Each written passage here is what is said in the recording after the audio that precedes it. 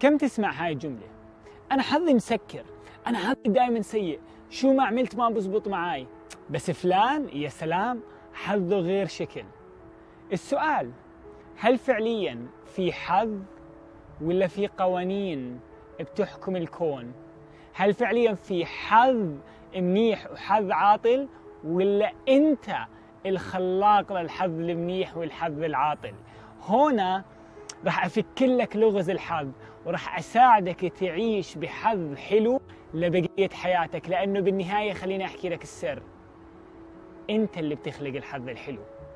وهذا قانون اسمه The Law of Synchronicity أو قانون الصدف المحذرة. فهلا راح أشرح لك كيف تبلش تتوازى وتفعل هذا القانون.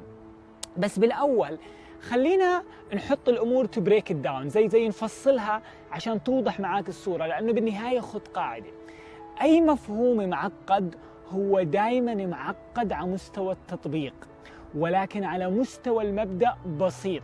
راح أعيدها مرة تانية، صدقني هاي الجملة بتغير حياتك إذا ركزت فيها. أي تطبيق في الكون ممكن يكون معقد، ولكن على مستوى المبدأ بسيط. نفس الإشي الطريقة اللي بتحرك فيها الكون، المبادئ اللي بتحكم الكون بسيطة، ولكن تطبيقاتها معقدة. فخليني أنا وياك نفهم مبدأ الحظ السعيد. والمبدأ بسيط، لما تيجي تحكي واحد حظه حلو، شو معناته؟ بالنهاية إذا بتتفكر بالموضوع أعمق وأعمق وأعمق، راح تشوف إنه هو بالمكان الصح في الوقت الصح. أعيدها، هو بالمكان الصح بالوقت الصح. يعني ممكن واحد سحب سحبة وربح 100,000، هو بالنهاية كان بالمكان الصح بالوقت الصح. يعني يمكن لو اجى قبل ب5 دقائق كان سحب اشي تاني او اخذ خيار مختلف، ولكن وجوده في هذا المكان في هذا الزمان سخر الخيار اللي اعطاه ربح يسير وسريع. فكيف بدك تكون بالمكان الصح بالوقت الصح وطول الوقت؟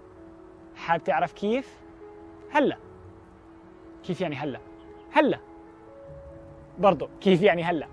هلا انت بالمكان الصح بالوقت الصح، مش بعد بدقيقة، ولا قبل 5 دقائق، ولا بعد بسنة، ولا بعد ب10 سنين.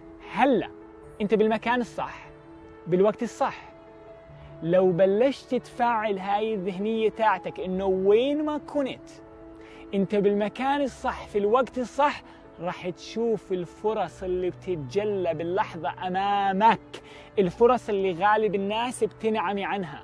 والإشي المضحك لما تبلش تيقن إنك دايما بالمكان الصح في الوقت الصح لخدمة تطورك، اللي راح تكتشفه إنه الحياة راح تبلش تتناغم مع هذا التردد أو هذا المعتقد، راح تجيب لك أشياء تعكس أو تكون مراية لفكرة إنك بالوقت الصح في المكان الصح.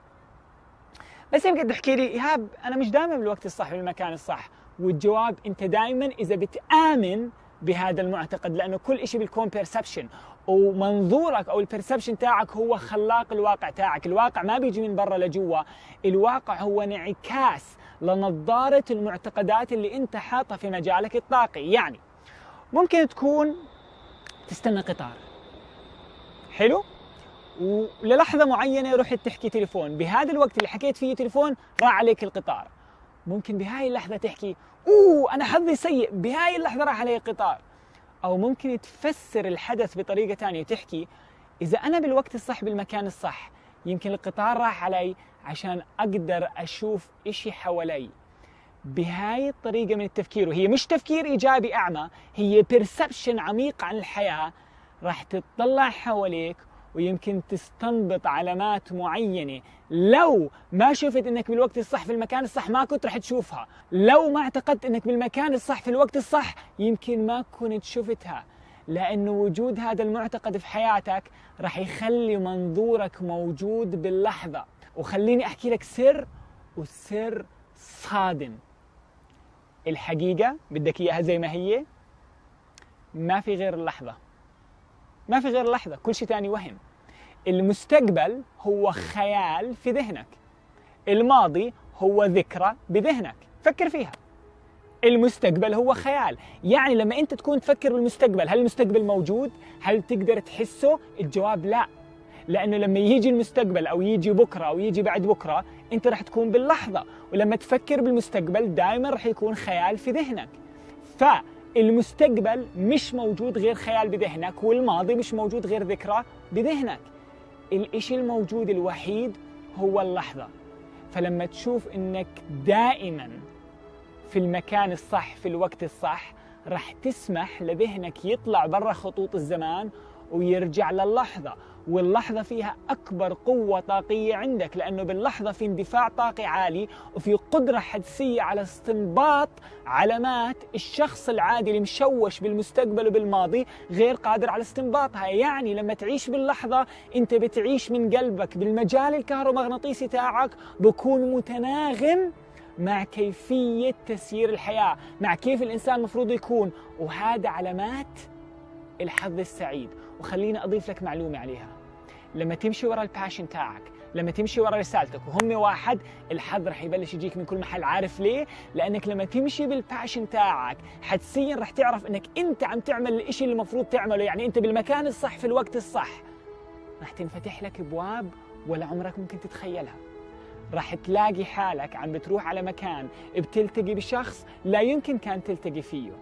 صدقني هذا السر رح يغير حياتك إذا بتبلش من هاي اللحظة تحكي أنا دائما بالمكان الصح في الوقت الصح.